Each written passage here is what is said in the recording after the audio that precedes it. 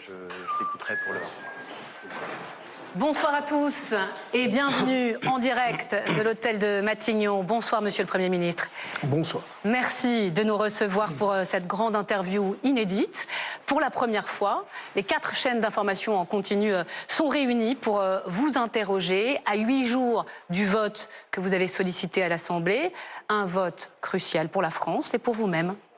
Bonsoir Monsieur le Premier ministre. Et bonsoir à tous.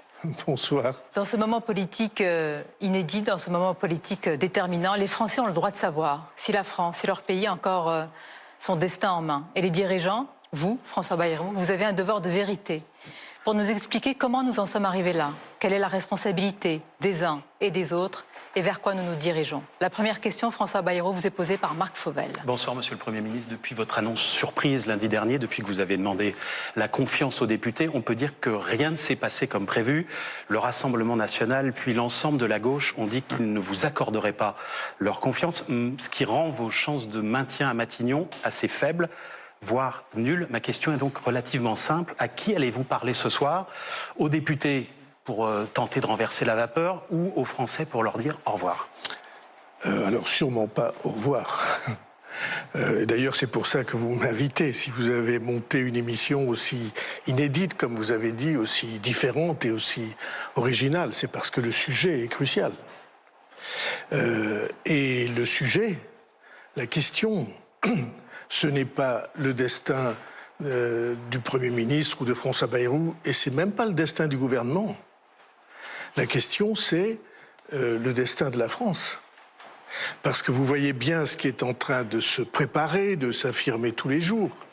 C'est que si le gouvernement tombe, comme il le souhaite, comme il l'annonce, eh bien ça veut dire qu'on changera de politique.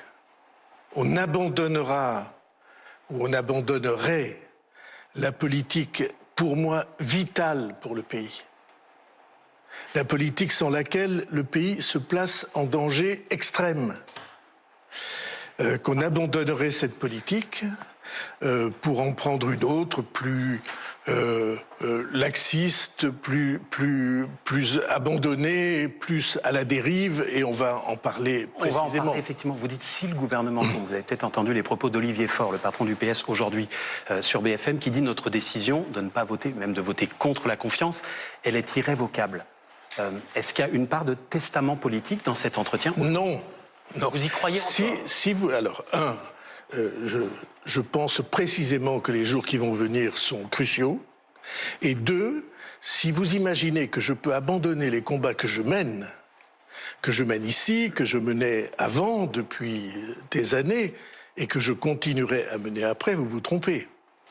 Olivier Faure, qu'est-ce qu'il veut? Il veut être à Matignon. Il l'a dit, il l'a annoncé, il va s'installer ici, avec un gouvernement dont il aurait exclu LFI, et je ne vois pas où il trouverait d'autres soutiens et d'autres voix, puisque il aurait, par hypothèse, il s'apprête à faire tomber le gouvernement. Vous imaginez pas, j'imagine que la majorité actuelle puisse considérer que faire tomber le gouvernement et le remplacer par un autre dont Olivier Faure serait Premier ministre serait naturel, normal et affectueux. Donc c'est pas du tout ça.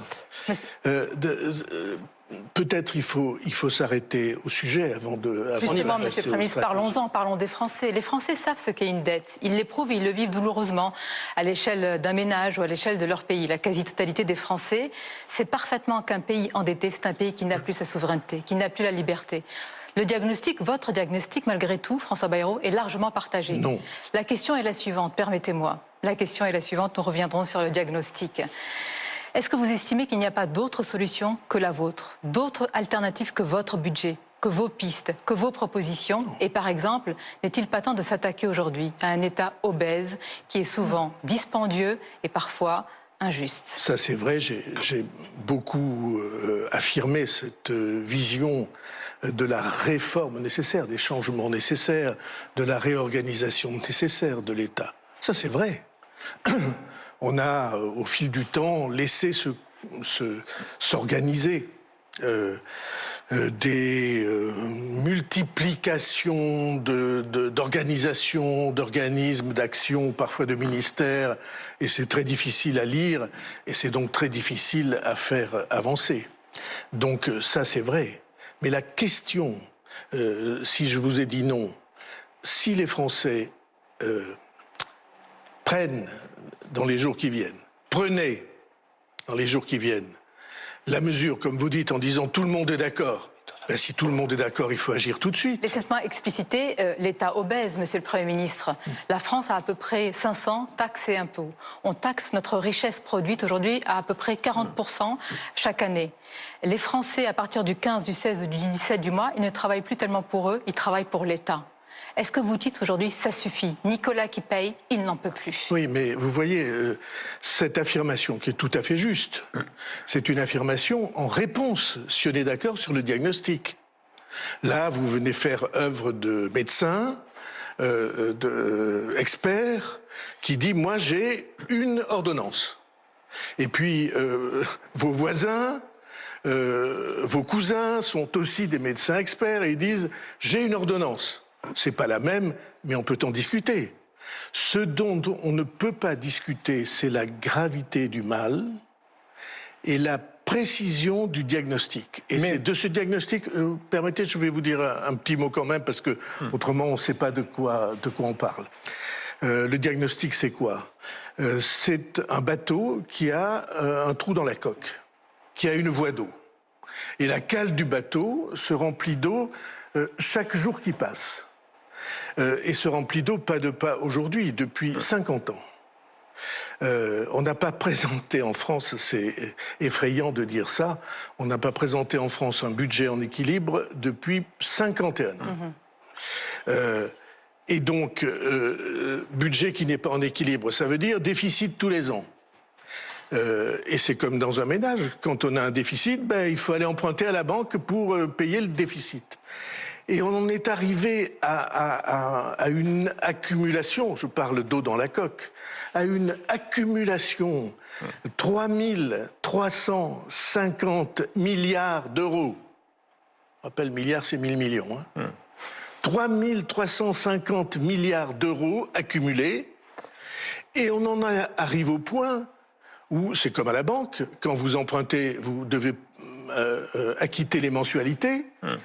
Et là, on emprunte pour acquitter les mensualités. Mais Monsieur le Premier ministre, pardon, la voie d'eau continue. Il y a un chiffre qui est méconnu des Françaises et des Français et qui jette un doute, pas sur vous, vous avez toujours dit qu'il faut économiser davantage, mais sur l'État. Pendant cette année où, en théorie, on demande des efforts aux Françaises et aux Français, l'État non seulement n'a pas maintenu, mais n'a pas baissé, mais a augmenté la masse des salaires de la fonction publique, des agents de la fonction publique. Ça paraît cette année, excusez-moi. 6,7%. Pendant l'année précédente. Oui, c'est ça, mais enfin, vous étiez déjà là aux affaires, fin 2024. Non. Excusez-moi, je veux bien que vous me voyiez partout, que vous m'imaginiez en tout temps, mais j'ai été nommé dans cette bien sûr, c'est le gouvernement que vous souteniez déjà, bien sûr. Le 13 décembre. Mais c'est le gouvernement que vous soutenez déjà. Monsieur le Premier ministre, pardon. À TF1, vous avez eu cette formule sur les inconscients en disant ceux qui disent « t'en fais pas Simone ». Oui. Mais ça, c'est « t'en fais pas Simone ». C'est l'État qui dit « t'en fais pas Simone » quand on dit, pardon, on augmente, on continue à augmenter la masse salariale. C'est vraiment, c'est dire aux gens « faites un effort ». Mais nous ne le faisons pas. Et encore une fois, c'est pas contre vous, c'est pas polémique, mais comment croire que ça va changer? Expliquez-nous comment c'est possible. C'est pas une association de boulistes, c'est la 7e puissance économique du monde. Il y a bien un ministre, pardon, il y a bien un haut fonctionnaire qui a vu ce chiffre, plus 6,7%, et qui s'est dit, c'est pas possible. Eh bien, ces augmentations, elles s'expliquent simplement parce que les années précédentes ont été des années d'inflation. Le Covid et puis la guerre en Ukraine, l'explosion des coûts de l'énergie, l'inflation qui a suivi, a fait que dans les 2 années précédentes, tout d'un coup, l'inflation a monté. Les crises n'expliquent pas tout, Monsieur le Premier ministre. Vous n'avez pas une part de responsabilité, honnêtement? En tout cas, le camp présidentiel, plus 1000 milliards de dettes depuis 2017. Ça fait 8 ans. Madame, l'arrivée d'Emmanuel Macron à l'Élysée. Je vais répondre précisément sur 2 points. Le premier, part de responsabilité. Tous les opposants, sans exception, exigeaient qu'on fasse plus, sont montés à la tribune. Vous hochez la tête parce que vous les avez vus, sans exception. Ils montaient à la tribune pour dire « mais c'est pas assez, ça ne suffit pas ». Et deuxièmement, votre formule laisse entendre que c'est les gouvernements qui dépensent l'argent. C'est pas vrai? C'est l'État, là. C'est l'État. Non. Ici, c'est l'État, oui. Non, ce sont les Français à qui on a mis à disposition pour les retraites une immense somme. Et vous savez que j'ai déployé des trésors de, je sais pas quoi, d'ingéniosité pour que ce chiffre apparaisse. Les retraites, ça coûte à l'État entre 40 et 50 milliards par an. Deuxièmement, pour la Sécu.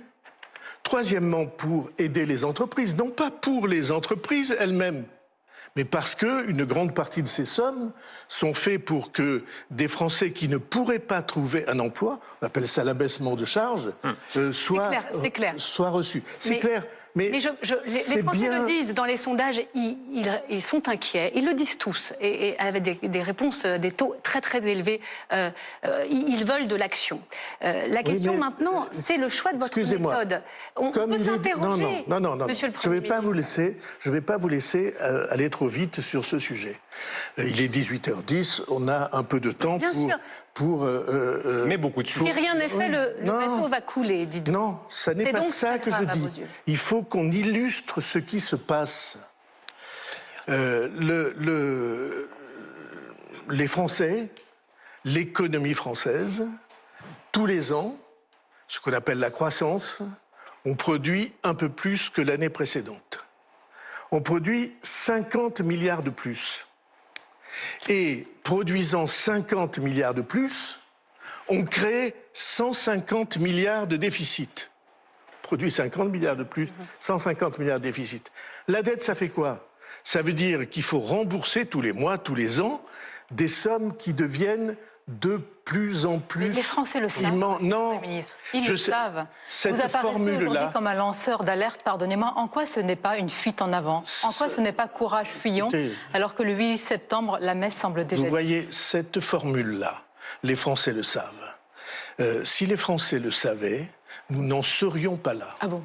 Si les Français le savaient, il y aurait de leur part un mouvement de mobilisation, et de la part des politiques, des députés, un mouvement de mobilisation. Mais ce n'est pas ce qu'ils disent. Le Parti socialiste vient de sortir des propositions hier. Alors parlons-en. Parlons de la négociation, et c'est Marc Fauvel qui poursuit puisqu'on suit cet ordre, mais parlons exactement de ce qui est possible, ce qui peut être discuté pendant la semaine qui vient avec les partis. Le premier chiffre qu'on a retenu dans votre budget, François Bayrou, sont les 44 milliards d'euros d'économies que vous souhaitez en 2026 pour faire baisser un peu notre déficit. Le Parti socialiste, par exemple, qui a présenté hier son contre-budget, dit... Il n'y a pas d'urgence, on peut peut-être lisser l'effort sur plusieurs années et revenir sous les 3%, les fameux 3%, un peu plus tard. Est-ce que ce chiffre de 44 milliards d'euros, Monsieur le Premier ministre, est tabou, ou est-ce que ça pourrait être un peu moins, 35 ou 30 milliards par exemple? Non, mais il faut expliquer ce qu'est ce chiffre. J'ai entendu un commentateur dans une émission qui disait « mais on n'a toujours pas compris ce que sont ces 44 milliards ». Alors, on va l'expliquer. Ce qui nous permettra, dans votre plan, de revenir à 3% de déficit en 2029. Je résume. La France s'est engagée, il y a déjà 2 ou 3 ans, au moment des crises que nous avons évoquées. Elle s'est engagée, on avait dit on ne dépassera pas 3% de la richesse produite tous les ans en déficit. Et la France est engagée à ça. Et 3% de cette richesse, ça veut dire qu'on doit revenir en 4 ans. C'est ça notre engagement. 2025, 2026, 2027, jusqu'en 2029. Et en 2029, on atteint ce seuil qui n'est pas du tout un seuil théorique inventé. Et un peu né sur un coin de table par des matchs cette semaine et aller réinterroger les fonctionnaires de Bercy. Peut-être les fonctionnaires de Bercy ne se rendaient-ils pas compte du travail qu'ils ont fait. François Bayrou. Mais moi, je m'en rends compte. Au-delà des chiffres, est-ce qu'on peut parler... Non. Il y a une question importante que vous évitez depuis le début de cet entretien, c'est celle, pardonnez-moi, j'insiste, c'est celle de la responsabilité. Vous avez parlé des députés. Vos députés MoDem, M. Bayrou, ont voté tous les budgets déficitaires depuis 2017. Eh bien... Vous-même, vous avez porté au pouvoir et accompagné, et vous avez un rôle actif, un président de la République qui a aujourd'hui précipité la dette. 1300 milliards depuis 7 ans. Si je remonte à une autre époque, Monsieur le Premier ministre, à une époque pas si ancienne, un ancien président de la République, Nicolas Sarkozy, a bataillé pour le non-remplacement d'un fonctionnaire sur 2 partant à la retraite. Et à l'époque, je me souviens très bien, vous y aviez dit, ce n'est pas comme ça qu'on va trouver des économies. Ma question est simple. Vous nous dites aujourd'hui en sincérité et en vérité que vous avez lutté contre la dette, mais vous avez voté pour la dette. Alors n'êtes-vous pas responsable de la situation en tant que les autres, Monsieur François? Alors si vous croyez que vous allez, avec le sourire et gentiment, m'entraîner à ne pas répondre à la question que j'avais proposée. Je n'osais pas solliciter une réponse à ma question précédente. À laquelle j'allais proposer une réponse et puis je vous répondrai après. Précisément. Ou pas les 44 milliards d'euros d'économie. Si nous devons revenir en 2029 au seuil qu'on appelle de 3%, qui est simplement le seuil à partir duquel la dette n'augmente plus. Et si la dette n'augmente plus, alors l'activité du pays fait qu'elle devient chaque jour plus supportable. Si on doit en arriver à ça, alors il faut des étapes. On était à presque 6% de déficit. Nous serons cette année, grâce au budget que nous avons fait adopter, à 5,4%. Et nous avons pris l'engagement d'être à 4,6%, c'est en descendant. L'engagement auprès de qui? 44 milliards d'euros. J'y viens. L'engagement auprès de qui? L'engagement auprès de nos partenaires européens. Nous étions, vous vous souvenez bien, vous avez fait des titres et des émissions là-dessus, nous étions placés en déficit excessif. Et puis, grâce au travail que le gouvernement que j'ai la chance de conduire a proposé, alors Bruxelles a dit « Maintenant, vous pouvez sortir parce qu'il y a un scénario crédible. » Et les 44 milliards, c'est à peu près... Si vous me disiez 42, je peux arriver à imaginer qu'on trouve... Non, mais je veux pas... C'est l'ordre de grandeur, en tout cas, on a compris. Oui. L'ordre de grandeur, c'est la marche que nous devons suivre pour que notre pays sorte de la malédiction immédiate de la dette. Monsieur le Premier ministre... Et si on ne fait pas ça... Alors vous me dites, les Français le savent, mais je vais répondre. La parole est crédible si on comprend vraiment. Je vais répondre à la question que vous avez posée. Vous avez dit Nicolas Sarkozy a bataillé. C'est un exemple. Non, c'est pas un exemple. C'est le président de la République qui a conduit une politique qui a créé plus de 1000 milliards de dettes en 5 ans. Comme les autres, tous ceux qui ont été au pouvoir. Et vous-même, à la tribune de l'Assemblée, l'avez dit. Vous avez le droit de dire comme les autres. Mais vous contestez que M. Hollande et M. Macron n'ont pas augmenté la dette? M. Hollande, parce qu'il a eu la chance... Vous-même l'avez dit à la tribune de l'Assemblée, M. Bayrou. Tout depuis, écoutez-moi bien, parce que je l'ai déjà... Depuis 1974... Pourquoi vous avez voté tous les gouvernants. Pourquoi vos députés? Pourquoi les ont-ils Je n'étais pas à l'Assemblée nationale depuis 15 ans. Je crois qu'ils vous obéissent au doigt et à l'œil. Non, je ne crois pas qu'ils m'obéissent au doigt et à l'œil. Ce sont des parlementaires estimables. Tout à fait. Pour un grand nombre d'entre eux, brillants, en tout cas respectables. Et puis je suis très content qu'ils soient là, parce que c'est comme une famille politique. Et donc, pourquoi est-ce que les gouvernements successifs ont voté? Parce que les Français le demandaient. Parce que quand Nicolas Sarkozy... Ce n'est pas audible aujourd'hui de dire que c'est aux Français... Ça n'est pas audible pour vous, mais c'est audible pour eux. Monsieur le Premier ministre, pour la plupart des Français, oui, absolument. C'est parce qu'ils étaient... Parce que Nicolas Sarkozy, il a eu à faire face à une crise terrible qu'on a appelée la crise des subprimes, c'est-à-dire la crise financière internationale, et il a fait du quoi qu'il en coûte. Et le président Macron, il a fait lui aussi le choix, au moment du Covid, qu'on ne laisserait tomber personne. Mais quoi qu'il en soit, il a eu raison de le faire. François Bayrou, la courbe, on la voit depuis 74-75, vous le disiez, elle monte. Ça ne sert à rien de dire c'est la faute à Tartampion ou à Tartemuche. En réalité... C'est la faute à tout le monde. À la faute à tout le monde, si vous voulez. Donc, vous appelez l'opinion à témoin. Et maintenant, la suite s'écrit avec les partis et d'une façon ou d'une autre. Il va falloir une forme de compromis parlementaire, est-ce que vous prenez d'abord le mot compromis? Oui, moi je trouve que c'est beau le compromis. Alors parlons-en, s'il vous plaît. Mais je ne suis pas sûr que ça soit possible. Attendez, discutons-en. Pour la première fois, on n'a pas reconnu François Bayrou. Vous êtes un centriste, c'est une espèce très particulière, les centristes. Vous êtes en général des manœuvriers redoutables, qualité ou défaut. Et là, par exemple, vous avez laissé passer un été de manière assez étrange, c'est-à-dire que les oppositions, et même parfois certains dans votre camp, disent pourquoi est-ce que pendant un été entier, alors qu'il fallait préparer le terrain, tout à coup, là, au début, à la rentrée, vous dites « Ah, urgence ». Vous êtes gonflé, si je puis dire. Parce que je suis venu chez vous pour expliquer le contraire. Oui, mais Madame Le Pen dit, je lui ai écrit, elle montre même, elle dit, voilà, lettre du 25 juillet. Elle m'a écrit. Et elle dit, vous ne lui répondez pas. Excusez-moi, j'ai reçu la lettre de Madame Le Pen. Elle a dû arriver dans les services le 29 juillet, c'est-à-dire que arrivé sur mon la faute à la poste. Non. Bon, c'est bien. 25 et 29, c'est bien. L'avez-vous lu? Ben, je l'ai lu. Je vais vous en parler si vous le voulez. Vous avez répondu? Mais je n'ai pas répondu. Je réponds. J'ai l'intention de la rencontrer et je la rencontrerai cette semaine. Elle n'est plus en vacances, comme vous l'avez sous-entendu. Ben, heureusement qu'elle était en vacances. Ouais, vous comprenez, monsieur. Vous étiez en vacances aussi. Vous comprenez, monsieur le Premier. Vous comprenez, monsieur le ministre, ça puisse heurter. Répondez-moi. Expliquez-nous ce paradoxe. Comment vous voulez rassembler le pays, les Français, sur un sujet aussi grave, et en même temps vous dénigrez des oppositions que vous estimez. Mais vous êtes formidable. Je n'ai dénigré personne. Vous étiez en vacances. Vous étiez en vacances.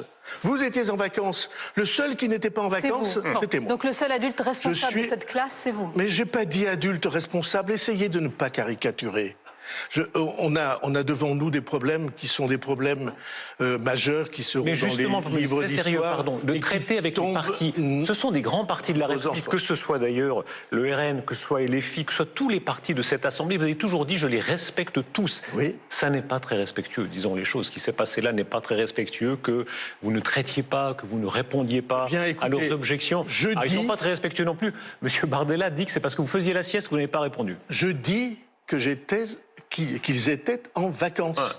J'ai eu les dirigeants du Parti socialiste, directement ou par personne interposée, à la même date, à peu près le 30 août. Et ils partaient en vacances. Là, vous avez parlé à Mme Le Pen. Là, vous avez parlé à Mme Le Pen, là, ces derniers jours. Non, je n'ai pas parlé directement, mais nous avons reçu la réponse. Et M. Gage dit, mais... Jérôme Gage, c'est l'un des négociateurs du parti. Écoute, je ne suis pas à Paris, je ne vais pas y être pendant longtemps, je pars je ne sais pas où, l'étranger. Et Olivier Faure était aussi. Mais vous vous rendez compte à quel point on devient bizarre de considérer que, parce que j'ai osé mentionner que tout le monde était en vacances, je peux en attester. Au-delà des à Paris, il n'y avait personne. Et donc, franchement, c'est la moindre des choses. On a tout le temps s'ils veulent négocier. Alors, il reste 8 jours, vous reconnaissez quand même que c'est très court. Pas du tout, vous voyez, c'est précisément ça. Il reste pour négocier plus d'un mois. Mais la question... Oui, à condition que les députés accordent leur confiance.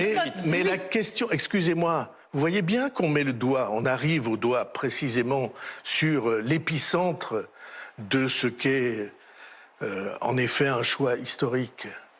Négocier, ça n'a de sens que si on est d'accord sur le diagnostic. Mais qui ne vous recevez, si on est d'accord sur le constat. Vous recevez les chefs de parti, c'est une semaine importante. Vous avez parlé de négociation. Est-ce que cette semaine qui s'ouvre, ce sera de la négociation? S'ils le veulent, oui. Alors on y va sur les mesures. Pardonnez-moi, Monsieur le Premier ministre, mais vous allez en discuter de cette copie budgétaire. Sur le fond des mesures, il y a une mesure qui cristallise les oppositions. 80% des Français y sont hostiles. Il s'agit des 2 jours fériés supprimés. Travailler gratuitement 2 jours de plus. Ils trouvent ça injuste. Alors, est-ce que vous pouvez nous dire ce soir que vous êtes prêt à faire un geste? Mais c'est pas à faire un geste. Bien sûr que je suis prêt, je l'ai dit 10 fois, y compris le 15 juillet. Ça veut dire concrètement attendez, quoi? Mais je reprends votre formule. Vous dites travailler gratuitement. C'est pas vrai, c'est travailler tous les Français.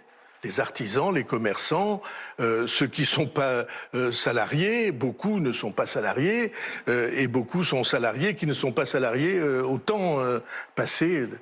c'est travailler parce que notre pays est au risque et qu'on donne, chacun d'entre nous, un peu plus. Mais vous comprenez qu'au moment où le pouvoir d'achat est un sujet, que vous voulez justement que le travail paie davantage, cette mesure, elle est rejetée, elle est même critiquée dans votre propre camp. On entend des ministres, clairement, qui n'y sont pas favorables. Elle est discutable. Oui. Je vais vous donner les chiffres précis. Elle est tout à fait discutable, cette mesure. Et je vais vous expliquer pourquoi je l'ai choisie. Parce que j'avais envisagé d'autres mesures. J'avais envisagé, par exemple, qu'on passe de 35 heures à 36 heures de travail par semaine. Et puis je ne l'ai pas fait. Pourquoi je ne l'ai pas fait? D'abord parce que je vois l'ampleur des réactions. Et là, deuxièmement, parce que 35 heures, c'est le seuil à partir se déclenchent les heures supplémentaires. Et que, comme je veux que le travail paie plus, après, on peut tout à fait discuter dans chaque entreprise de la manière dont on prend en charge ce surcroît de travail. Mais ça n'est pas une mesure comme les autres. Sur quoi vous êtes ouvert? Est-ce que vous pourriez renoncer à je vais essayer de vous répondre. Et lesquels? Je vais essayer de vous répondre. Je vous écoute. Vous voyez que vous avez réussi à me faire perdre le fil, mais j'y reviens. Cette mesure, c'est pas une mesure comme les autres. Pourquoi? Parce que c'est pas des heures de travail en plus. C'est des journées, 2 jours, 1 jour de travail en plus pour le pays. Le pays qui est arrêté, sauf les commerçants, quelques-uns, et puis les activités de loisirs. Le pays qui est arrêté, il passe à l'activité. Et ça n'est pas quelque chose qui se mesure en minutes de travail. C'est de la richesse créée pour le pays. Alors, les chiffres précisément que je vous ai promis, ça représente quoi, les jours fériés? 4 milliards. Sur un dixième des efforts demandés aux Français. Très bien, c'est ça que je voulais dire. J'ai bien compris ce que vous avez dit tout à l'heure. Vous avez dit si c'est 42 milliards, 4 milliards 44. sur 44 milliards, c'est-à-dire 10% de l'effort. Ce qui m'intéresse, c'est les 90 autres pourcents. Donc on aura retenu, et je pense que les Français qui nous regardent aussi, discutable. que cette mesure est discutable. Je l'ai dit le jour où j'ai présenté. Cette mesure est discutable. J'ai dit c'est discutable, c'est amendable, et on peut tout à fait réfléchir et ça à la manière. 1, mais pas 0, pour être très précis. Je pense que ça pourrait être 1 sans difficulté si on veut discuter. 0 ou pas 0? Si on veut discuter, je suis ouvert à la discussion, à la condition qui est une condition impérative, qui est une condition de l'avenir du pays, qu'on considère qu'on ne peut pas ne rien faire.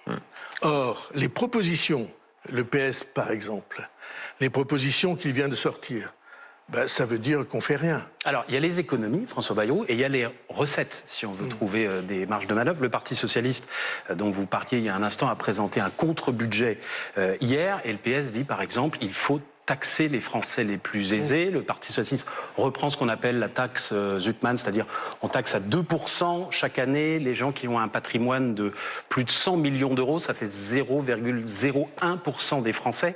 Je ne vais pas vous demander si vous êtes favorable à la taxe Zuckman. Je crois connaître la réponse, je crois que c'est non.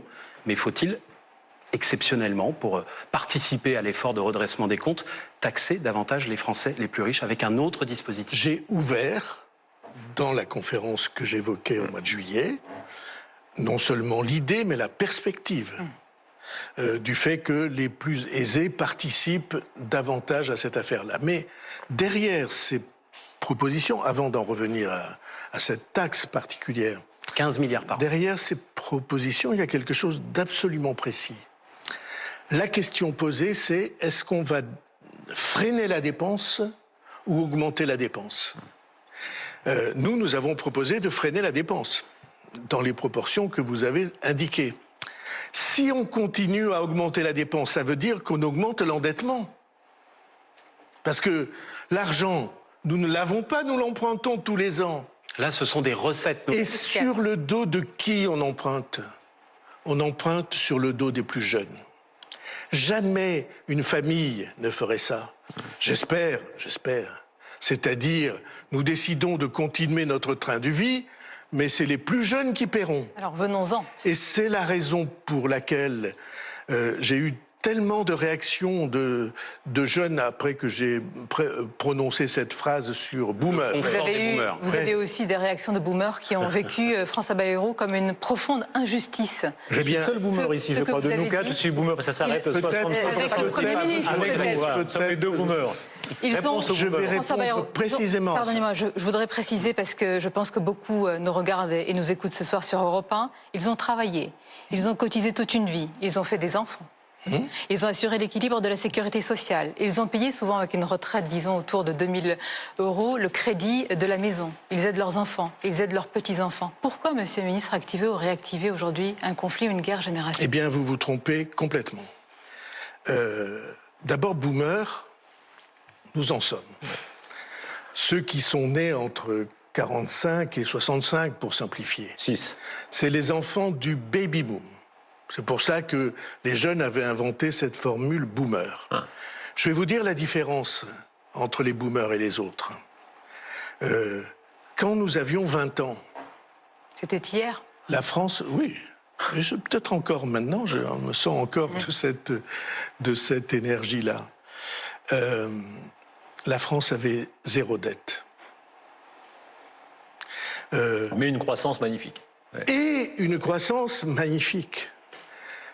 Quand vous êtes un pays qui n'a pas de dette, alors vous pouvez lancer des politiques. Dieu sait qu'on en a lancé. Le TGV, les avions, et puis on a trouvé facilement du travail. Pardonnez-moi, sur le marché du travail, dans les années 80, pour ceux qui sont rentrés, c'est la plus longue. Excusez-moi, je ne parle pas des années 80. Mais pour ceux qui sont nés... Je parle des boomers. Oui, mais monsieur... Et donc, je peux vous dire que quand nous sommes entrés, quand nous avions 20 ans, un pays qui n'a pas de dette, il peut développer des politiques. Après, il y a eu des crises, il y a toujours des crises et tout ça. Nous n'avions pas cette charge de la dette sur le dos. Et c'est au cours du temps que ça s'est équilibré. Et qu'est-ce que j'ai dit? J'ai jamais dit qu'il fallait cibler les boomers dont je suis. Vous l'avez fait un peu, c'est votre électorat, non, une grande partie. J'ai dit une chose... Et votre audience. Excusez-moi, j'ai dit une chose très précise, très simple et très sérieuse. J'ai dit que cette génération-là, elle devrait être avec moi pour faire baisser la dette des plus jeunes. Quelle est la méthode Bayrou aujourd'hui? Pardonnez-moi juste, c'est important, monsieur le Président. C'est une chose extrêmement lourde. C'est une génération qui se sent sacrifiée. Elle n'arrive pas à trouver de travail facilement, elle n'a pas de CDI, elle n'arrive pas à trouver de logement.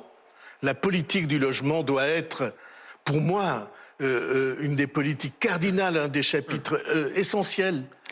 Cette génération-là, elle se sent sans destin, sans horizon.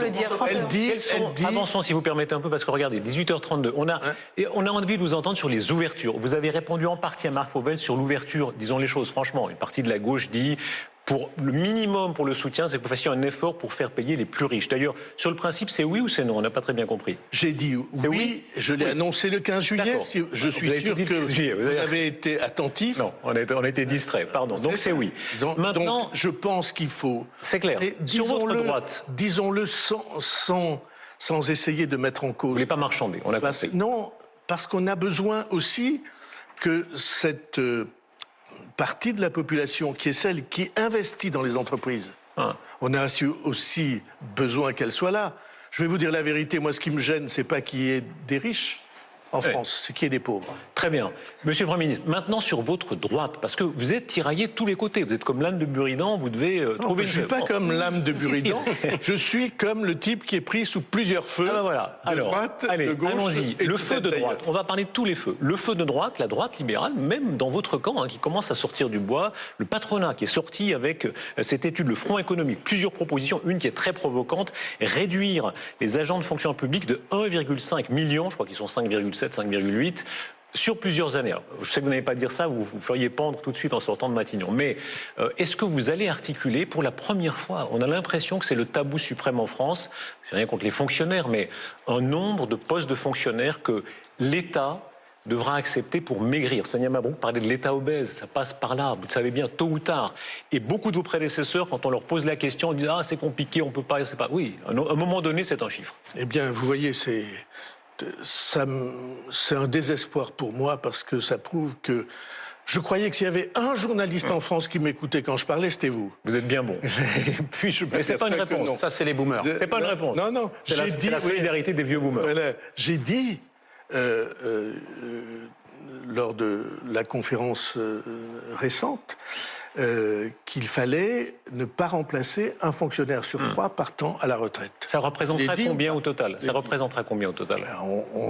Un fonctionnaire sur 3 partant à la retraite, tous les ans, ça doit faire, je sais pas, peut-être je me trompe dans le chiffre, 200 ou 300 000. Et donc, on a un engagement. Je suis certain qu'on peut, mais... Donc, pardon, ça veut dire qu'en 2027, il y aura 300 000 fonctionnaires en moins en France? Je finis la réponse. Ouais. Excusez-moi. Allez-y. Les questions vous appartiennent, mais j'essaie d'avoir la maîtrise des réponses. Georges Marchais. Ça veut dire une réorganisation générale. Et très souvent, ça marche mieux. Je suis à la tête d'une collectivité locale, comme vous savez, qui est formidable, magnifique et humainement extrêmement riche. Et nous avons, avec l'ensemble des responsables et des salariés et des fonctionnaires et des organisations syndicales, réorganisé. Parce qu'il arrive très souvent, vous avez une équipe de 7, vous réorganisez les choses, vous êtes 6 et ça marche mieux. Pas aussi bien, mieux. Je suis absolument certain, on vient de réorganiser, vous l'avez sans doute vu, l'organisation locale de l'État sur le terrain.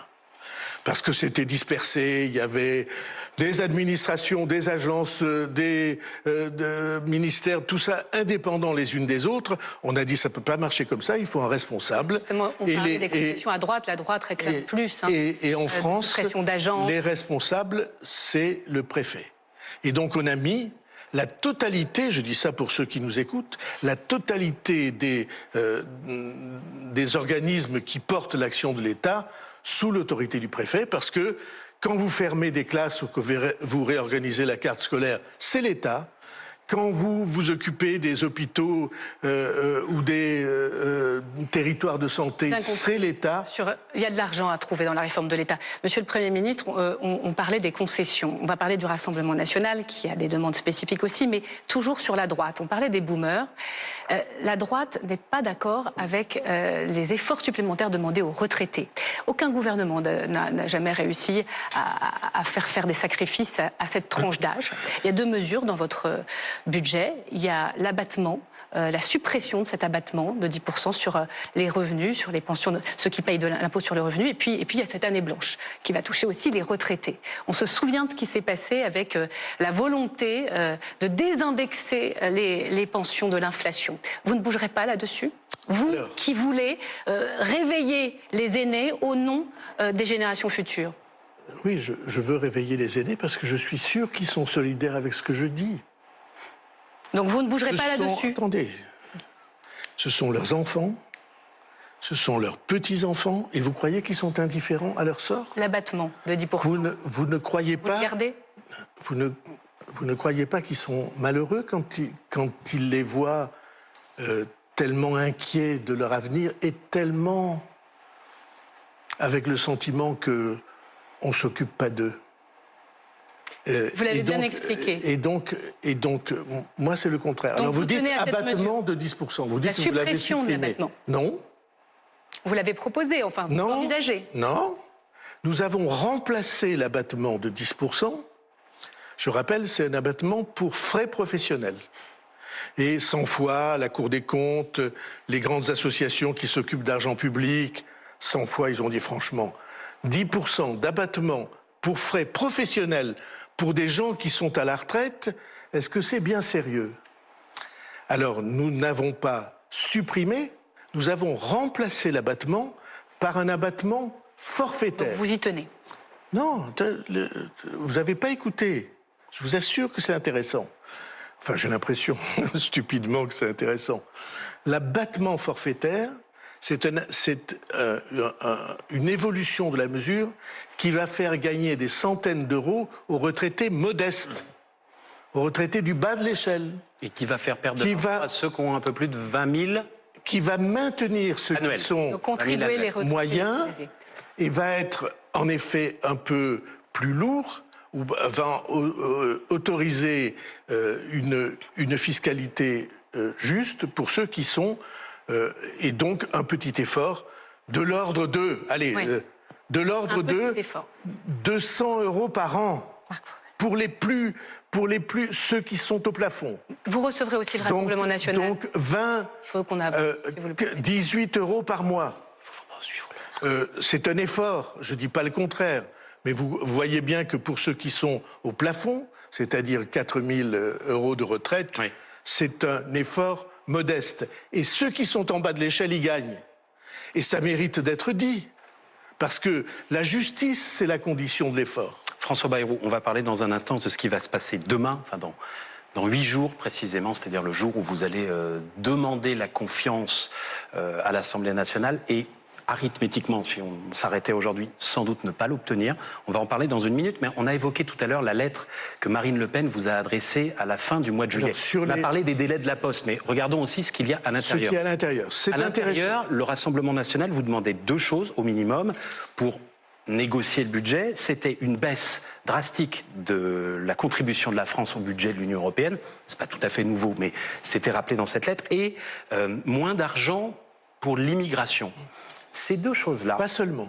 Pas seulement. J'ai dit notamment, je crois. Sinon, je rajoute notamment. Ces 2 choses-là, oui, est-ce qu'elles sont pour vous négociables? Ou est-ce que, très concrètement, pour vous, qui avez toujours milité pour l'Europe depuis longtemps, on ne touche pas au budget de l'Union et on ne touche pas à l'argent qui sert aujourd'hui à accueillir des immigrés en France? D'abord, votre formule est inexacte. Vous avez dit qu'elle demandait ces conditions pour négocier. Jamais ça n'a été le cas.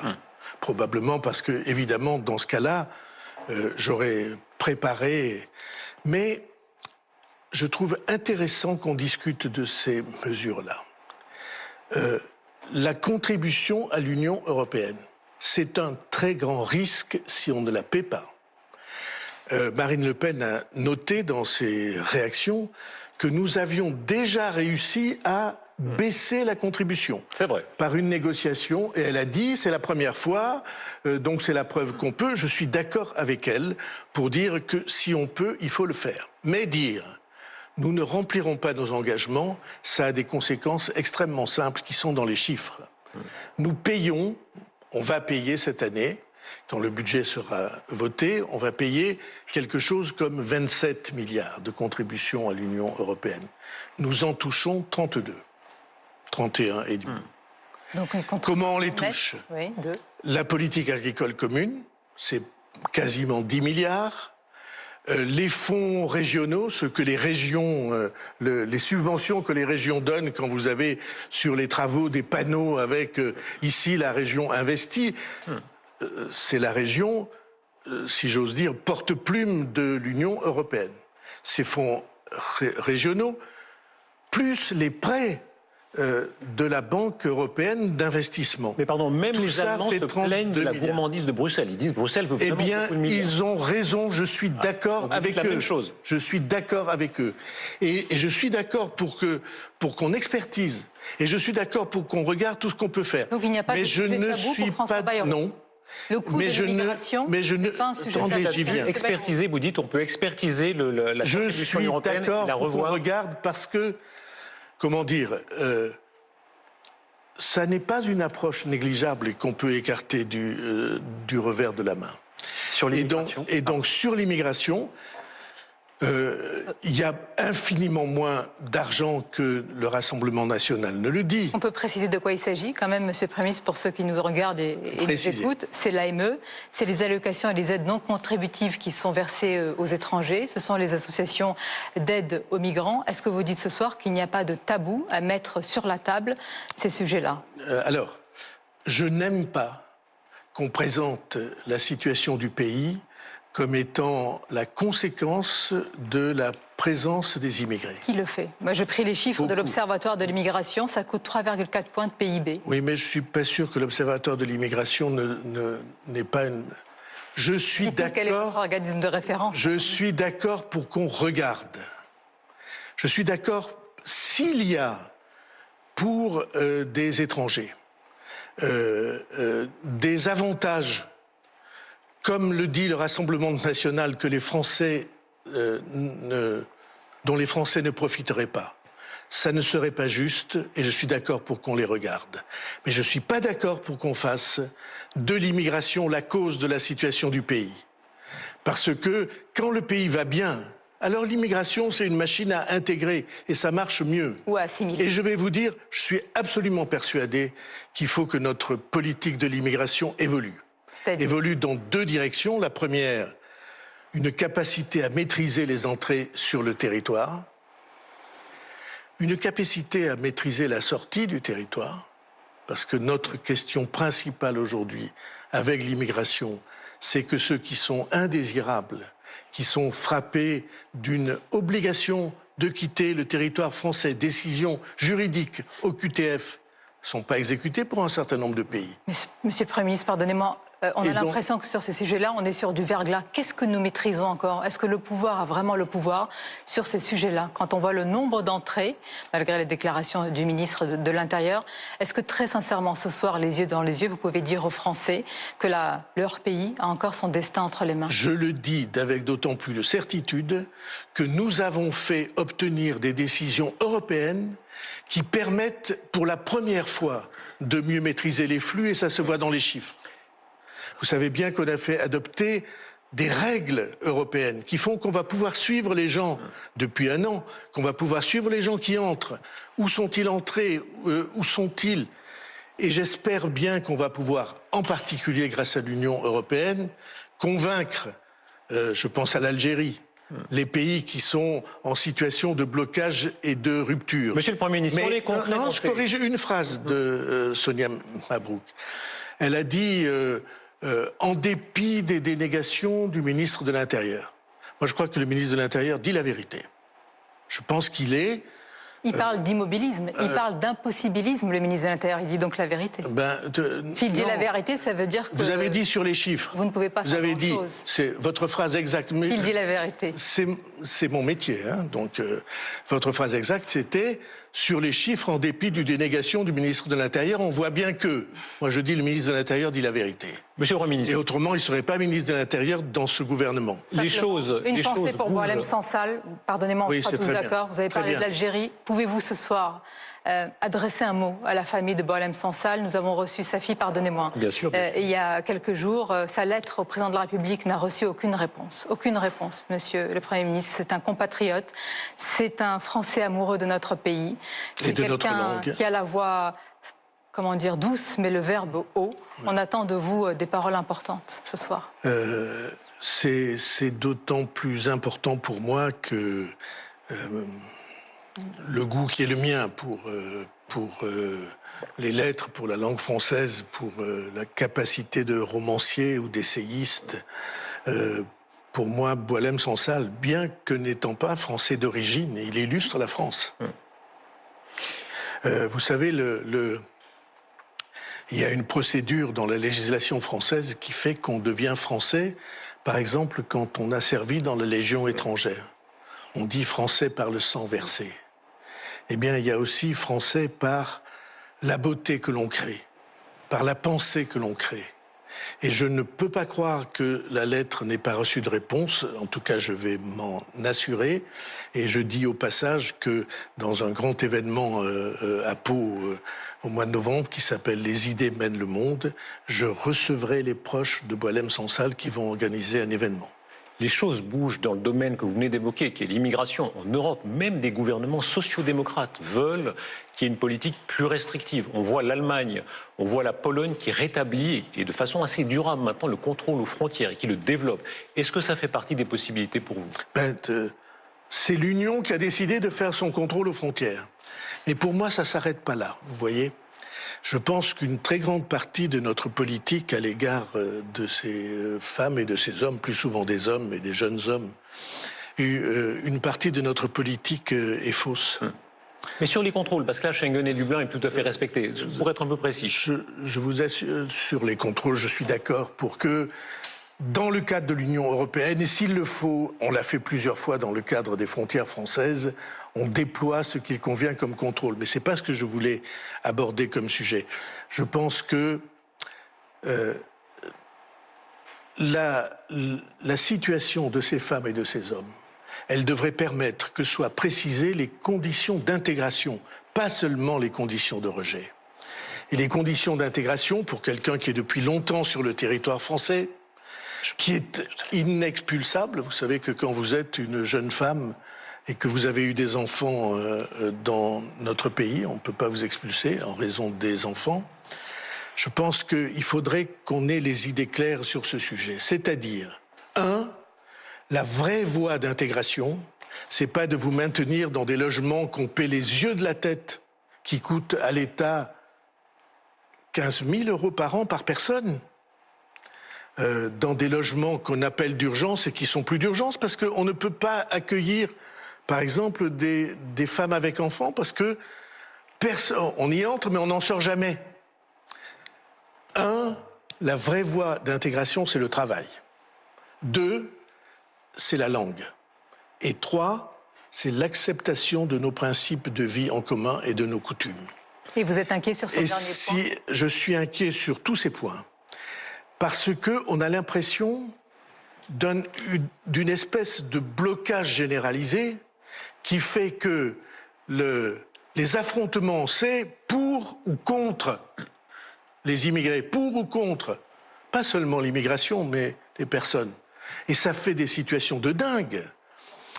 Ils sont maintenus dans des lieux d'accueil, d'anciens hôtels Formule 1, je parle de ce que je connais le mieux. Interdiction de travailler. Les municipalités les font jouer au foot pour essayer de les occuper, alors qu'ils pourraient travailler et alors qu'un très grand nombre d'entre eux ne s'en ira pas.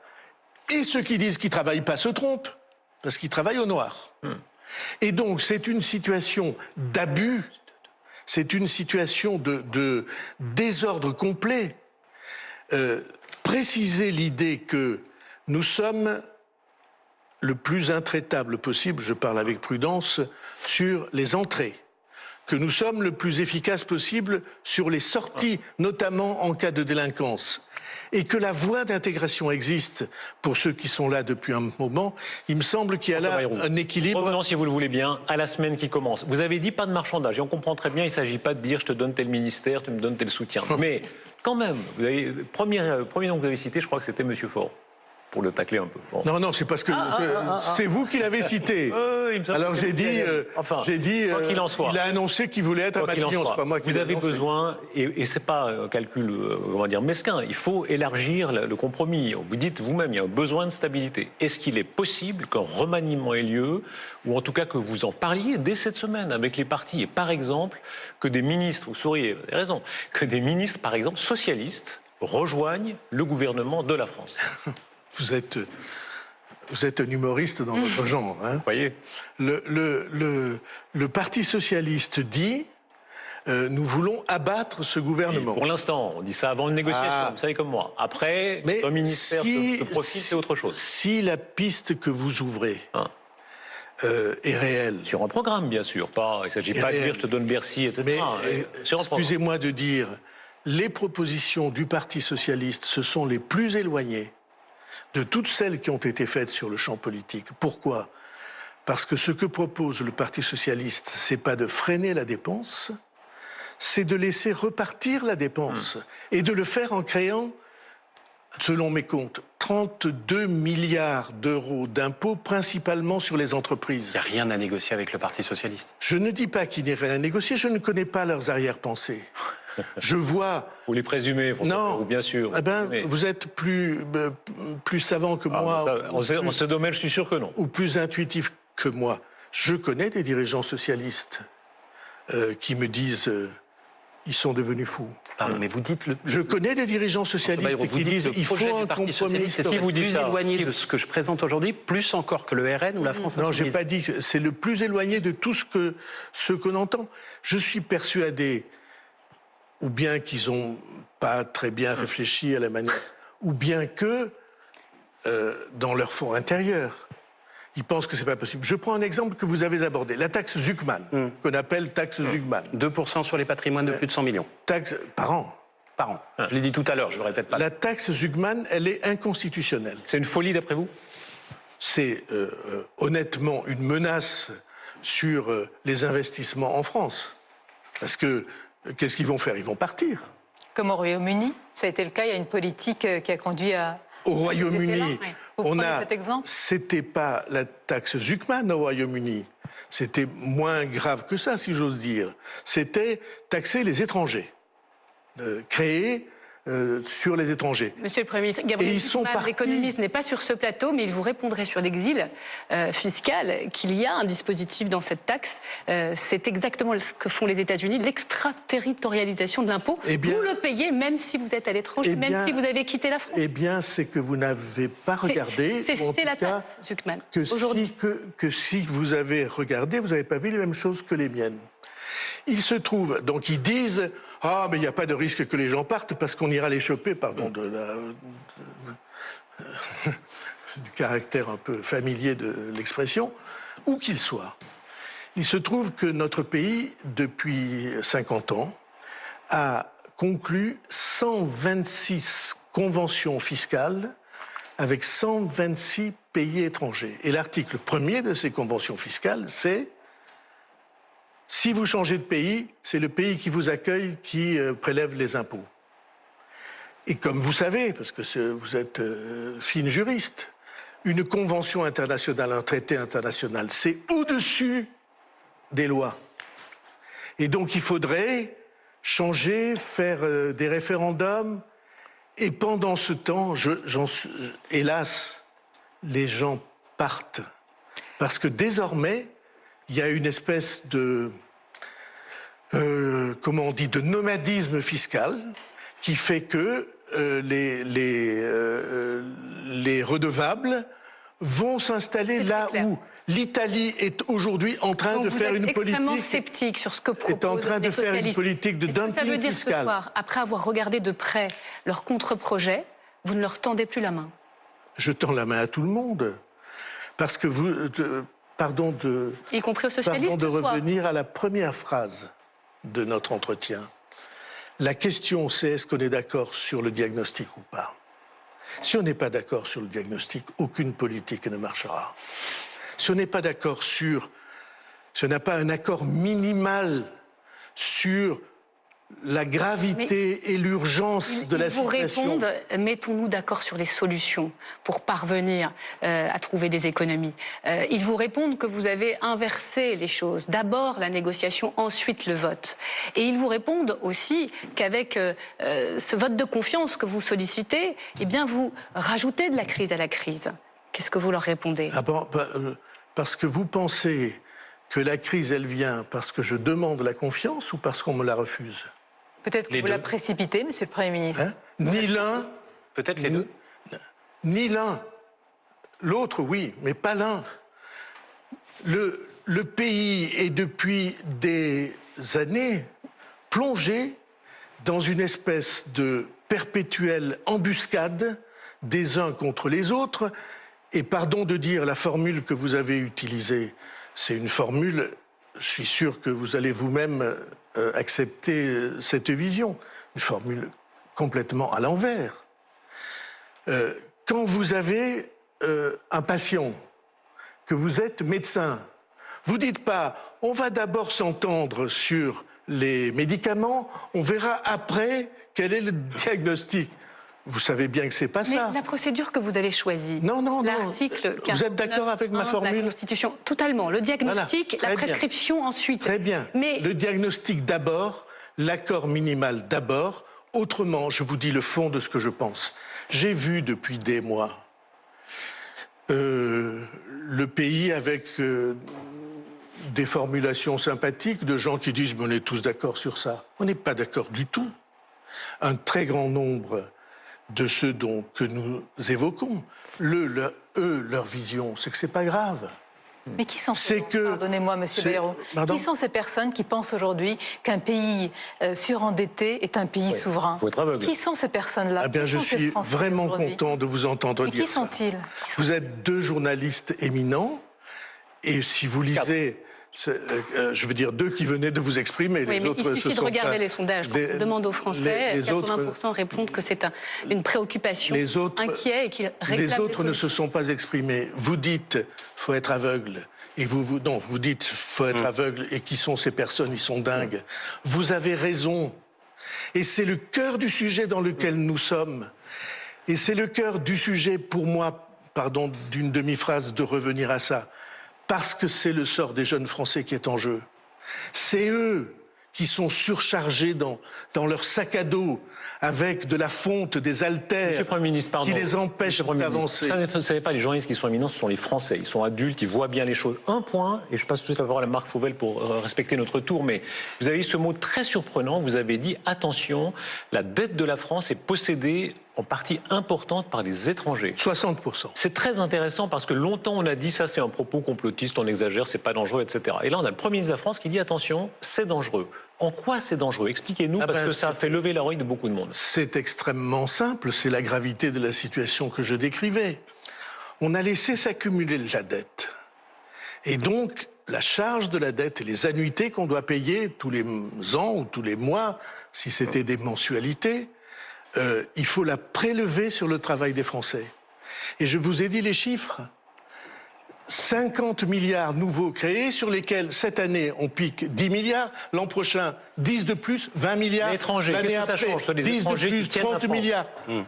Eh bien, ça n'est pas de l'argent qui va venir irriguer le pays, c'est de l'argent qui est, comment dire, Détourné. dirigé. Non, je ne veux pas dire détourné, ça serait pas normal. Dirigé vers des intervenants qui sont des intervenants étrangers, des acteurs économiques, qui sont des acteurs économiques étrangers. C'est pas comme vous êtes très avertis, donc vous savez ce que je vais dire. Au Japon, la dette elle est beaucoup plus importante que la nôtre en pourcentage du PIB, mais cette dette est détenue à 99% par les Japonais. Premier ministre, la France a de la liquidité. Vous êtes en train de nous dire qu'on pourrait être demain sous tutelle ?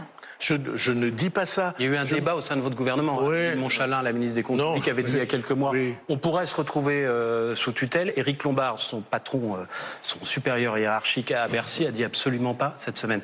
Y a-t-il, oui ou non, si votre gouvernement est renversé, un risque financier de krach ou de mise sous tutelle de la France? Et est-il accentué par ce qui va se passer juste après le 8, le 10, l'appel à bloquer le pays? Je vois des tas de gens qui disent il n'y a pas de risque. Il y en a ou pas?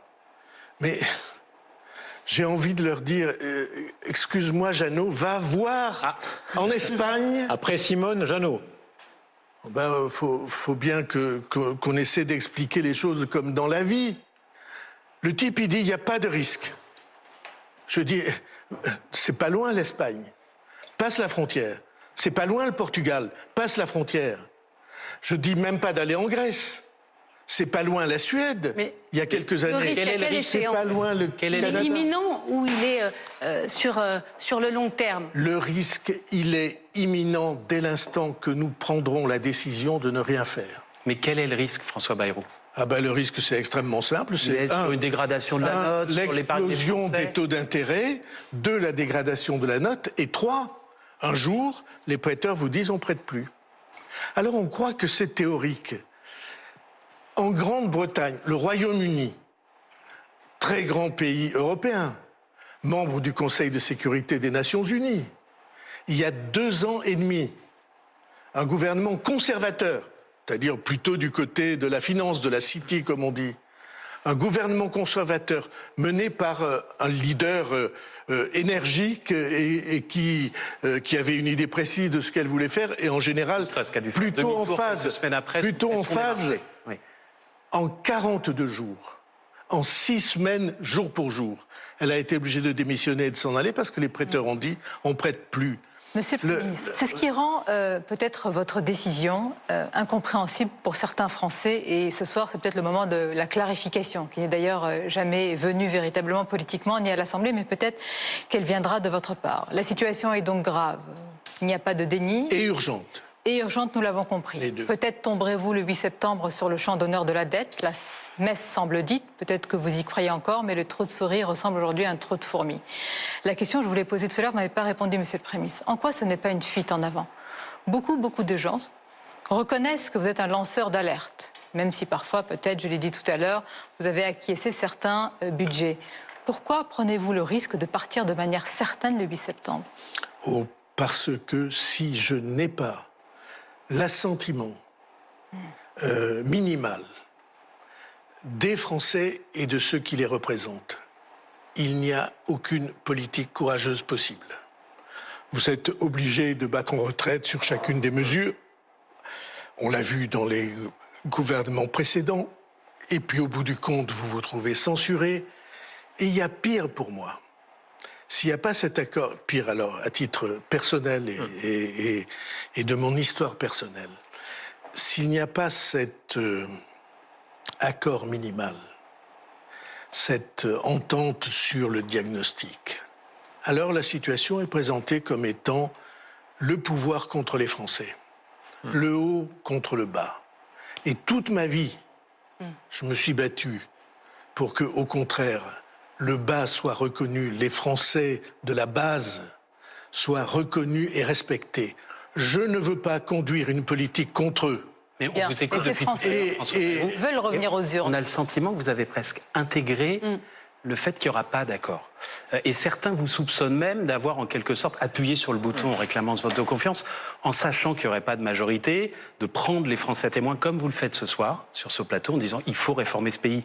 Et je n'y arrive pas, le projet du Parti Socialiste. C'est pas que je n'y arrive pas. Tout ça pour être un jour une sorte de recours. Pouvez-vous répondre à cette question par la réponse la plus simple possible en disant si je quitte Matignon, ce n'est pas pour briguer par exemple l'Élysée en 2027. Donc ce que je fais aujourd'hui, c'est pour la France et rien que pour la France. Vous êtes extrêmement sympathique.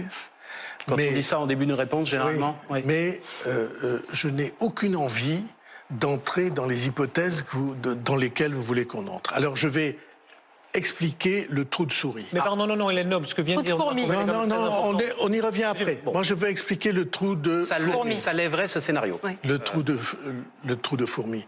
Je suis absolument persuadé que ça peut bouger. Comment ? Si les Français, dans la semaine qui vient, disent « mais tout ça est dingue ». Pourquoi c'est dingue ? On va avoir, pour faire tomber le gouvernement, tu parles de l'exploit, c'est un gouvernement minoritaire, pas de majorité absolue, pas de majorité relative, qui depuis le premier jour est promis aux accidents les pires. Alors, il risquait de tomber sur la censure de toute façon. Ceci, c'est franchement... Mais comment tombe-t-il ? Par l'alliance de trois partis qui sont non seulement hostiles entre eux, mais haineux entre eux, qui ont, on l'a vu, des propositions et des volontés strictement antagonistes. C'est le jeu parlementaire. C'est le jeu parlementaire. C'est pas le jeu parlementaire. C'est l'Assemblée qu'on choisit les Français. Ça n'est pas le jeu parlementaire. Je suis, moi, depuis très longtemps acquis à l'idée qu'ont les Allemands que quand on fait tomber un gouvernement, il faut se mettre d'accord sur le gouvernement suivant. C'est terriblement dangereux, la période dans laquelle on va entrer. Est-ce que le roi est nu, monsieur le Premier ministre ? C'est très... C'est pas de roi. C'est quand même on parle de peuple. C'est le peuple français. C'est le peuple français qui est en danger. Parce que si on entre, comme ça risque beaucoup d'être le cas, dans une période de désordre, de chaos, que certains cherchent... Qui ? Bon, vous savez bien. Non. Ou certains... La situation est assez grave pour que vous les nommiez, monsieur le Premier ministre. Eh bien, il y a des forces politiques en France qui veulent le chaos. Lesquelles ? Et qui pensent que c'est sur le chaos qu'on construit la révolution. Et qui ne s'en cachent pas. Jean-Luc Mélenchon a dit 10 fois que le chemin, c'était de tout conflictualiser, a-t-il dit. C'est-à-dire de transformer toute tension en affrontement, tout affrontement en guerre civile, et qu'après, il n'y a plus que... François Bayrou, c'est facile d'attaquer les oppositions. Dans votre propre camp, Édouard Philippe, qui est censé vous soutenir, en tout cas dans votre logique, qui vous pousse dans l'escalier, qui dit la dissolution est inéluctable. Eh bien, je ne crois pas ça, la dissolution. Qu'est-ce que vous lui répondez ? La dissolution, on l'a vécue. On ne peut pas dire, le président de la République dit ça chaque fois qu'on en parle, on ne peut pas dire que la dissolution ait été une clarification magnifique. Et comme on n'a pas changé le mode de scrutin, je suis persuadé qu'il faut le faire. Et j'ai un projet prêt qui peut être présenté, avec à la fois les avantages du scrutin de circonscription et les avantages du scrutin proportionnel, comme nos voisins allemands l'ont. Tant qu'on ne change pas le mode de scrutin, vous avez beau dissoudre, vous allez retrouver exactement les mêmes divisions. les mêmes difficultés, les mêmes forces, les mêmes désordres, la même incapacité d'action. Pourquoi? L'histoire va se répéter forcément? Le Front républicain va se répéter forcément? Non, je ne crois pas. Je pense que le Front républicain deviendrait impossible. Mais je pense que si vous imaginez que la progression de l'extrême droite vers une majorité relative, parce que je ne pense pas qu'il puisse en être autrement, ferait avancer les choses, je ne le crois pas. Précisez cela, s'il vous plaît. C'est très important ce que vous venez de lâcher, parce que ça a été une circonstance déterminante, qu'on soit pour ou contre le barrage anti-RN. Ça a été une circonstance déterminante. Pourquoi dites-vous, cette fois-ci, il n'aurait pas lieu? Parce que vous voyez bien la tension entre les forces qui présentaient le front dit républicain. Cette tension, elle est extrême. Je disais qu'ils se haïssent. Cette semaine. Donc le RN progresserait, mécaniquement. Je ne remonte pas dans le temps. Cette semaine, aux universités d'été de LFI, ce qui était chanté par toute la foule en chœur, c'était « Tout le monde déteste le PS ». Et qu'a dit Faure ce matin? Il a dit « Je ferai un gouvernement », il imagine qu'il est à Matignon. Mais il n'y aura pas de LFI dans le gouvernement. Vous trouvez qu'on est devant des cohérences? Dans les temps mauvais comme on est, la stabilité, c'est une chose essentielle. C'est la réponse à votre question. Je me bats pour ça. La stabilité, c'est une chose essentielle. La possibilité de partager avec les citoyens la vision du pays et d'une situation, c'est une chose essentielle. La capacité à rassembler des forces, même différentes. Vous savez ce que pensent beaucoup de Français là, qui nous écoutent, mais pourquoi vous vous entendez pas? Ils sont plus près de penser comme vous que comme moi, qu'il y a un diagnostic partagé. Moi, le problème, je crois, c'est qu'il n'y a pas de diagnostic partagé. Mais vous avez donné des gages ce soir, François Bayrou. Il est important de les résumer. Je n'ai pas donné de gages, j'ai dit la vérité de ce que je pense. Sur la réforme de l'État, vous pouvez avancer. Sur certaines propositions ou dispositions énoncées et résumées par le Rassemblement national, la porte n'est pas fermée. Ce sont quand même des mesures, des annonces qui sont assez importantes pour la semaine qui s'ouvre. Ni pour la question, ni pour le PS, un certain nombre de questions d'organisation et un certain nombre de questions qui touchent même à la fiscalité. La porte n'est pas fermée. Sur les hauts revenus. Sur les hauts revenus, peut-être sur d'autres organisations pour le patrimoine aussi. Mais penser qu'on va résoudre les problèmes du pays avec 31 milliards d'impôts supplémentaires qui portent sur les entreprises, pour moi... Mais Monsieur le Premier ministre, quitte à y aller avec panache, vous dites, OK, vous ouvrez les portes à tout le monde. On sent bien que vous avancez un peu masqué, parce que si vous étiez trop d'un côté, comme vous le dites, vous êtes sous le feu de l'autre. Voilà. Pourquoi ne pas prononcer les mots qu'on a beaucoup entendus dans d'autres pays quand il y a eu de grandes réformes, c'est-à-dire sacrifice, rigueur, austérité? On a l'impression que vous dites « je suis monsieur vérité », mais je m'arrête à un certain stade parce que je n'ose pas prononcer ces mots. Pourquoi? J'ai déjà dit que vous étiez gonflé. Alors je le répète, excusez-moi de vous dire, je suis depuis 8 jours sous le feu continu des adversaires et d'un certain nombre d'observateurs parce que j'ai osé dire qu'il y avait un problème vital avec la question de la dette.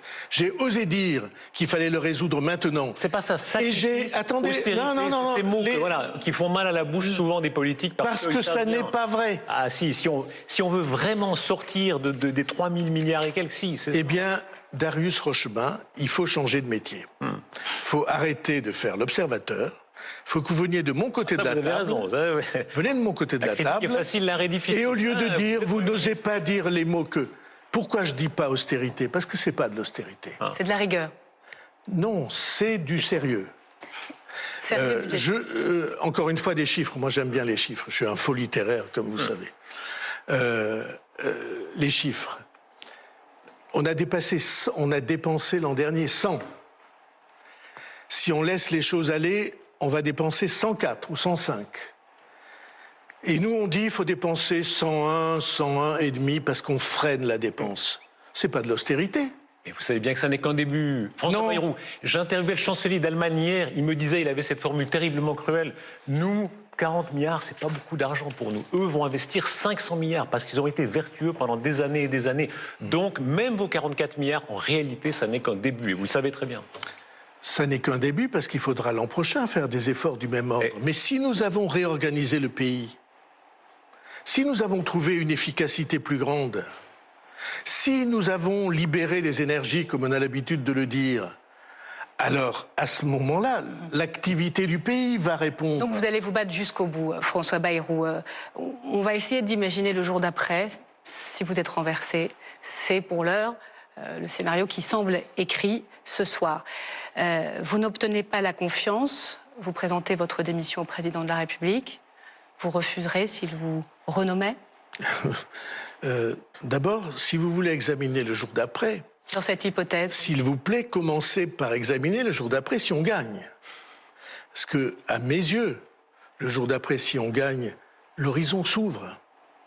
On aurait franchi un obstacle considérable, et tout d'un coup, des gens diraient, mais ce pays qu'on croyait complètement déchiré, en fait, parce qu'il y a eu une prise de risque, et pour moi, la mission des politiques, on soupçonne toujours de vouloir se mettre à l'abri, éviter les obstacles, conserver leur rang et leurs privilèges.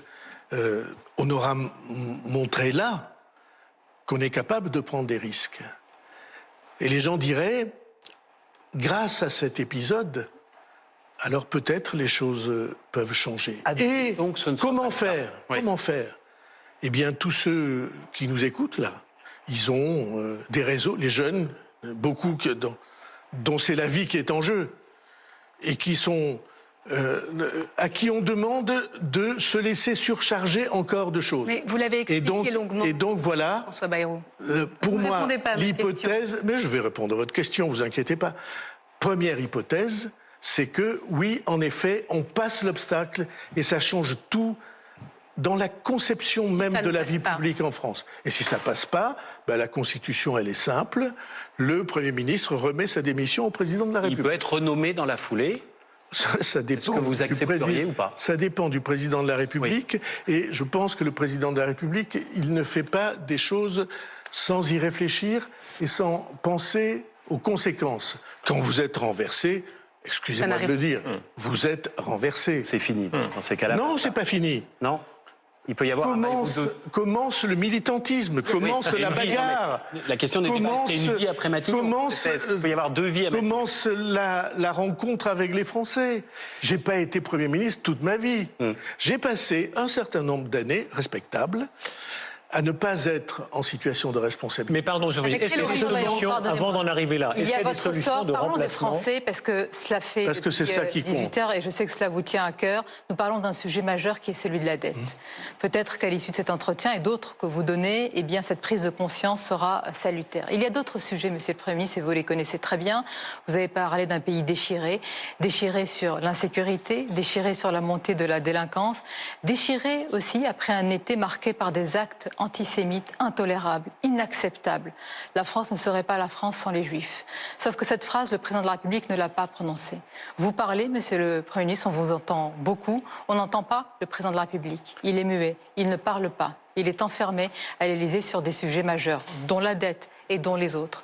Est-ce que vous êtes capable de dire la même chose sur l'insécurité, sur la lutte contre l'antisémitisme, sur la délinquance et sur les autres sujets régaliens que ce que vous venez de dire sur la dette depuis plus d'une heure? Absolument, et peut-être vous m'avez entendu au CRIF, où j'ai prononcé un discours qui a été, je crois, salué par ceux qui étaient là. Je suis un défenseur de l'unité de la France, de l'unité du pays, de l'unité de la société française. Je suis un défenseur de cette unité au-delà de tout et j'ai dit dans ce discours l'âme juive. Elle fait partie intégrante de l'identité de notre pays qui s'est construite au travers du temps. Le nombre de savants, le nombre de créateurs, le nombre de ceux qui participent à la vie intellectuelle du pays et qui appartiennent à cette immense histoire et à cette communauté essentielle. Ils sont l'âme de la France en même temps. Et je n'ai jamais séparé le pays en communautés. J'ai écrit, comme vous savez, plusieurs livres sur ce sujet-là, qui est l'un d'entre eux, le livre que j'ai consacré à Henri IV, que j'ai appelé Le Roi libre. Il y a en suscription cette phrase « Ce livre est dédié aux amoureux de la réconciliation ». Pour moi, il n'y a rien de plus, comment je peux dire, bouleversant que le moment où ceux qui se sont combattus se réunissent. Je sais très bien ce qu'est la force de l'antisémitisme. Et il y a des antisémitismes de toute nature dans la société. Et aujourd'hui, en effet, en raison de ce qui s'est passé le 7 octobre, du pogrom du 7 octobre, et de la suite du Liban, de l'Iran, de Gaza, aujourd'hui, la communauté juive est ciblée parce que ceux qui la ciblent croient que c'est Israël, que c'est la même chose.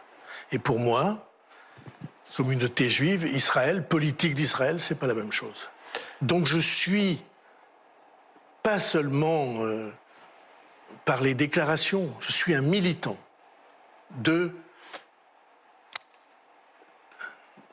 l'Union des Français. Et j'ai tout à fait l'intention de... Et ça passe par la sécurité. Je suis à la tête d'une collectivité locale où l'on fait baisser la délinquance. Il n'y en a pas beaucoup. Comment on a fait? On a mis des caméras de surveillance contre mes oppositions, qui prétendaient qu'il y avait là une atteinte aux droits de l'homme. On a mis une police municipale nombreuse. On a mis une police municipale qui a même des groupes de police avec des chiens. On fait en sorte que jour et nuit, police municipale et police nationale travaillent ensemble. Et dans la lutte contre la drogue, c'est essentiel. Je vous dis un fait très simple. Tous les jours, 365 jours par an, en moyenne tous les jours, la justice nous demande des images de ce qui s'est passé dans les rues. Et grâce à ça, on arrête des assassins, des violents, des chauffards, et on fait une ville plus sûre. C'est un droit de l'homme et c'est un droit des plus fragiles. Monsieur le Premier ministre, nous arrivons au terme. Alors, je ne sais pas si les caméras peuvent montrer cet endroit extraordinaire. C'est évidemment votre bureau qui a été un peu réaménagé. Non, c'est le bureau du Premier ministre. Très bien, voilà, vous avez raison. Et on verra après le 9 ce qu'il en sera. Là, ce sont des lieux chargés d'histoire. Je recommande, on peut aller sur l'INA, il y a des très beaux messages que De Gaulle, il arrive ici en 58 et il dit aux Français, le régime des partis, c'est terminé. Pour les grands choix de la nation, recours au peuple, grandes élections présidentielles, référendums, etc. Est-ce qu'au fond, c'est la logique de ce que nous vivons aujourd'hui? Vous avez dit depuis le début de l'émission, c'est très grave, c'est très urgent. Quand on est à ce degré de gravité, est-ce que la logique, l'esprit de la Ve République ne commanderait pas d'aller voir demain Emmanuel Macron, lui dire, Monsieur le Président de la République, il faut dissoudre parce que c'est le peuple français qui doit choisir. Et ça n'est pas, respect à eux, mais ça n'est pas le président de tel parti, le président du sous-groupe, non. C'est le peuple français qui doit choisir. Si vous devez regarder dans les yeux les Françaises et les Françaises, on est solennel, mais comment leur expliquer? Non, vous allez rester chez vous et ce sont les partis entre eux là qui dans la semaine qui vient au coin d'une table vont dire écoute là-dessus t'es d'accord, moi je suis pas d'accord. Que dire à ça?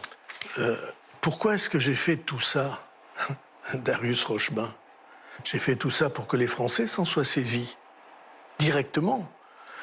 On n'a jamais parlé de ce sujet comme on en parle depuis 8 jours. Avant, c'était silence et on parle des mesures. Parler, c'est une chose, voter. Oui. Et donc, c'est parce que les Français doivent en être saisis. Aujourd'hui, c'est au président de la République de l'apprécier. C'est sa décision. C'est sa prérogative et son pouvoir. Et il en est, je vous assure, absolument conscient avec gravité. Et il a raison de l'être. C'est sa prérogative. Mais les Français sont les arbitres. Simplement, quand vous vous trouvez avec des règles électorales qui conduisent inéluctablement à la situation dans laquelle nous sommes, Au contraire de ce que tout le monde racontait. Vous vous souvenez de ce temps où les gens disaient « mais votre idée est absurde parce que le scrutin majoritaire fait des majorités, le scrutin proportionnel fait des divisions. » C'est pire. Jojo, regarde. Ah. Après, Jojo. Regarde la situation comme elle est.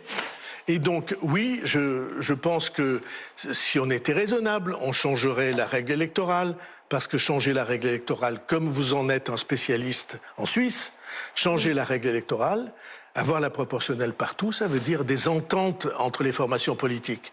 Et aujourd'hui en France, avec le mode de scrutin impitoyable que nous avons, avec la guillotine du scrutin majoritaire, il faut être pour ou contre, alors les gens choisissent d'être contre, parce que la prochaine élection arrive. Merci beaucoup. Comment est-ce qu'on dit bonne chance en béarnais, par les béarnais? Oui. Comment est-ce qu'on dit? Un petit peu. Quelqu'un continue à le combattre. Ah bah, alors continuons à le combattre. C'est clair pour tous les Français. Merci, Monsieur le Premier ministre. Merci au nom des 4 chaînes que nous représentons ici, avec Europe 1 qui nous diffusait. Merci à toutes celles et à tous ceux qui ont piloté cette émission. Et merci évidemment à vous qui nous suivez ce soir. Excellente soirée à toutes et à tous.